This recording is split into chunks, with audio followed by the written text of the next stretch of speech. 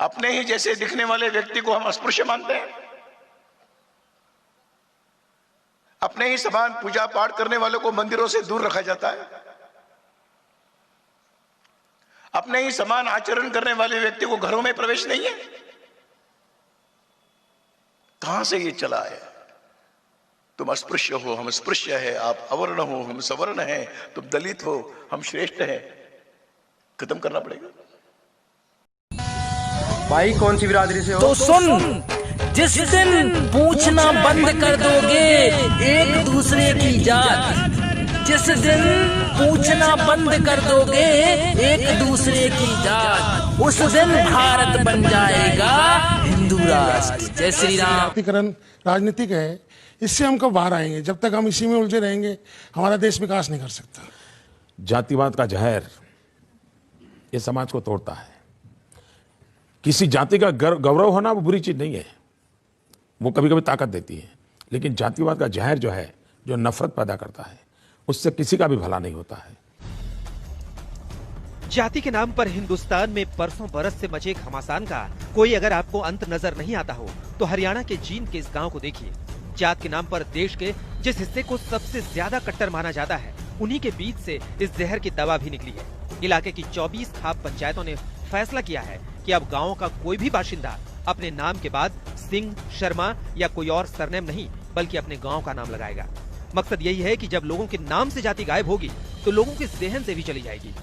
पहले जो हमारे पूर्वज रहते थे, भाईचारा का ताना बना के एक ही थाली में खाना खाते थे, लेकिन अभी देखा तो जात पात की ज्यादा बुराइयां हमने लगी, इसलिए हमने अपनी खेड़ा खाप ने मुहिम चलाई है। भाई जात पात कुछ नहीं, सबसे बड़ा भाईचारा है और समाज ऊपर है। हरियाणा में अंतरजातीय शादियों को लेकर हॉरर किलिंग और जाति के नाम पर होने वाले खूनी संघर्ष कई बार सुर्खियां बन चुके हैं। इस नई पहल से लोगों को उम्मीद है कि उनके इलाके की ये पहचान जरूर बदलेगी। अब जो जाति पाति का जो जहर ये इस समाज में फैला हुआ है, हम इसको समाप्त करना चाहते हैं और इस मुहिम से हमें लग रहा है कि हरियाणा स्तर पर और पूरे भारत स्तर पर ये मुहिम काम करेगी।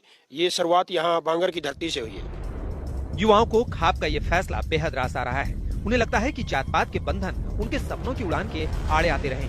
उन्हें उम्मीद है कि इस फैसले से रूढ़ियां खत्म होंगी और बाहरी दुनिया में हो रहे बदलाव उनकी जमीन पर भी दिखेंगे।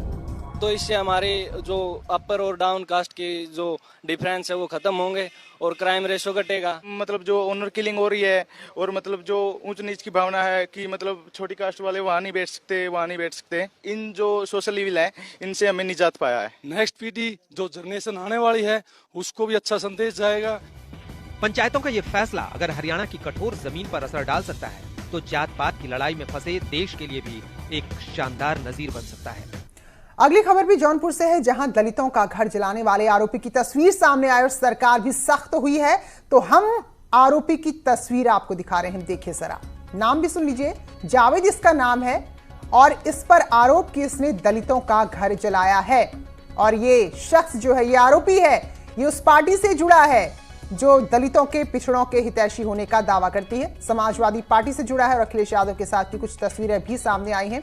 हालांकि इस मामले में मुख्यमंत्री ने काफी सख्ती दिखाई है, संज्ञान लिया खुद और आरोपियों के खिलाफ एनएसए रासुका के तहत कार्रवाई के आदेश दिए हैं। तो जौनपुर में बकरी चराने के विवाद को लेकर कुछ दबंगों ने दलितों को घर को ही फूंक डाला था, जिसके बाद अब कार्रवाई हुई है। यहाँ पर ना ही मैं किसी पार्टी का सपोर्ट कर रहा हूँ और ना ही किसी पार्टी का विरोध कर रहा हूँ। ये वीडियो क्लिप ऐड करने का सिर्फ इतना मकसद है, जितने भी SC, ST, OBC या दलित वर्ग से भाई बहन हैं, उन्हें इतना बताना चाहता हूँ कि कोई भी पार्टी हमारी हितैषी नहीं है। उनके लिए सिर्फ और सिर्फ हम एक वोट बैंक है। वो हमें स्वर्ण में बांटेंगी, दलितों में बांटेंगी, गुर्जरों में बांटेगी, जाटों में बांटेंगी, लेकिन हम सिर्फ एक हैं, हिंदू हैं और सनातनी। महाभारत के अनुसार वर्ण में कोई ऊंच नीच नहीं, सभी ब्रह्म से उत्पन्न हुए हैं। भविष्य पुराण में कहा गया है, यदि एक पिता के 4 पुत्र हो तो उन पुत्रों की एक जाति होनी चाहिए। इसी प्रकार एक ही परमेश्वर सबका पिता है। अतः मनुष्य समाज में जाति भेद बिल्कुल नहीं होना चाहिए। जन्म से तो सभी शूद्र होते हैं। ऋग्वेद में कहा गया है कि मनुष्यों में जन्मजात कोई भेदभाव नहीं, उसमें कोई छोटा बड़ा नहीं, सब आपस में बराबर हैं। सभी मिलजुल कर लक्ष्य की प्राप्ति करें। जाति पाति के नाम पर वर्तमान ऊंच नीच अकारण है, इसका कोई शास्त्रीय आधार नहीं है। अतः अस्पृश्यता कलंक है। परस्पर घृणा और द्वेष का प्रचार इसी के बल पर किया जाता है। भगवान जाति पाति को नहीं, कर्म को देखते हैं। भक्त रैदास ने कहा है, जाति पाति पूछे न कोई, हरि को भजै सो हरि का होई।